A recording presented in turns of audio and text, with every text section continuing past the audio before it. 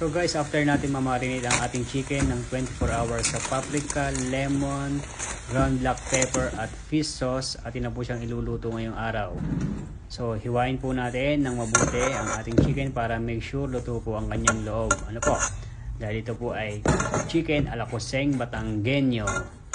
So lagyan natin siya ng egg para pampakapit po ito ng ating breading, no? Para make sure na kumapit, lagyan po natin siya ng konting flour.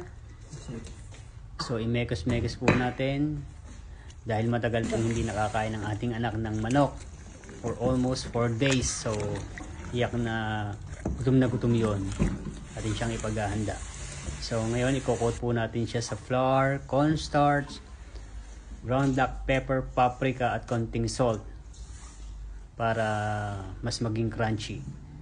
So make sure na ma-coat po natin ang ating chicken ng maayos. Lahat po ng part malagyan natin para mas maging crunchy ito at juicy ang loob. So make sure mainit po ang ating mantika bago natin ilagay ang ating chicken para hindi magtubig. Ano po? So lagayin na natin ang ating chicken ala kuseng Batanggenyo. So every 5 minutes atin po siyang babalik ta rin sa mahinang apoy lang, huwag malakas, para maging equal po ang kanyang pagkakaluto at crunchy and juicy ala kuseng Batanggenyo. So ito po ang may request niya ng ating uniko iho Pio, at ang sabi nila ay Yummy! Chicken ala kuseng Batanggenyo.